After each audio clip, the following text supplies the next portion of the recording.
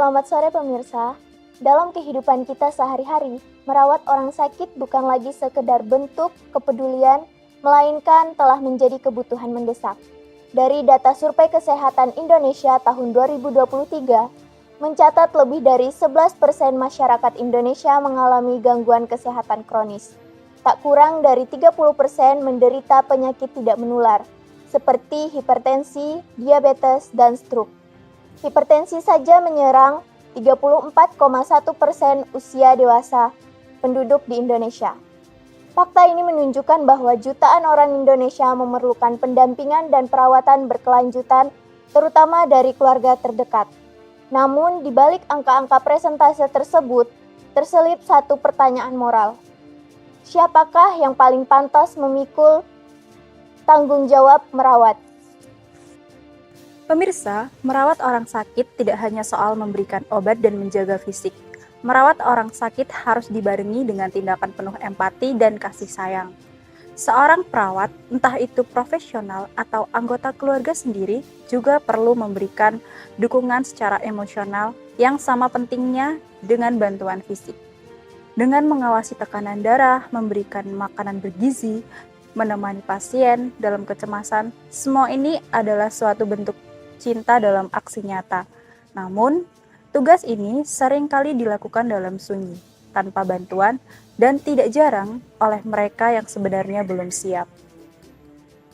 Salah satu contoh nyata datang dari Adit, seorang anak SMP berusia 13 tahun, berasal dari Kediri, Jawa Timur. Sejak tahun 2020, Adit merawat kedua orang tuanya yang mengalami stroke. Setiap hari, ia memandikan, memberi makan, bahkan membantu orang tuanya buang air.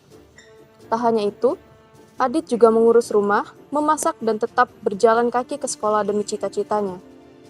Namun sayang, karena persoalan administrasi kependudukan, Adit dan keluarganya sempat tak mendapat bantuan sosial dari pemerintah.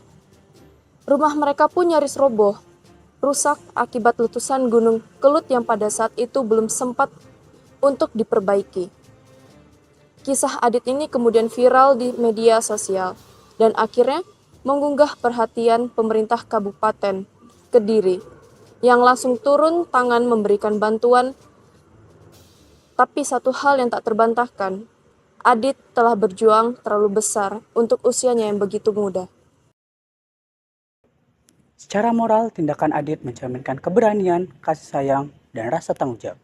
Namun, dari sisi medis dan sosial, kita harus bertanya, apakah adil membebankan tanggung jawab sebesar ini kepada seorang anak?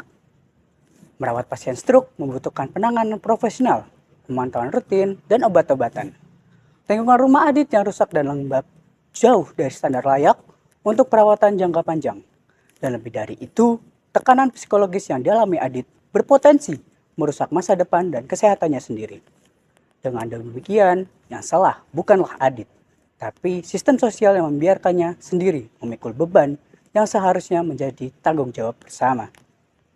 Untuk mendalami lebih lanjut, saya akan menghubungkan langsung dengan reporter lapangan yang berada di kampus, yang akan berbincang dengan mahasiswa mengenai pandangan mereka terhadap kasus ini. Dengan Glory, bagaimana laporannya? Terima kasih Amar dari studio Sudut Pandang Sebelah Mata. Saya sekarang bersama Willy, mahasiswa Universitas Sanata Dharma. Menurut kamu, bagaimana peran mahasiswa dalam menyikapi kasus yang dialami oleh Adit ini? Menurut saya pribadi ya, kasus Adit ini menjadi perhatian publik, terutama bagi saya seorang mahasiswa. Nah, ini juga sebagai bentuk kepedulian sosial. Apalagi ini bukan hanya belajar di kampus ya, ini juga aksi nyata. Misal, saya ikut menjadi relawan. Itu kan juga sebagai bentuk nyata kita kepada masyarakat.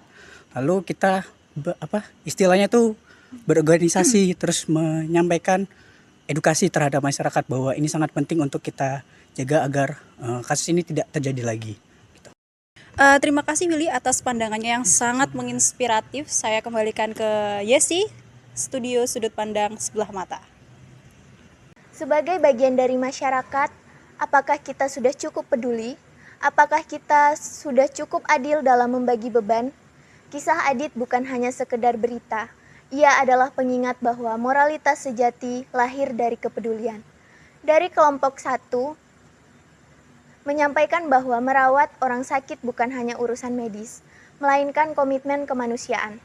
Terima kasih telah menyimak. Salam sesama manusia.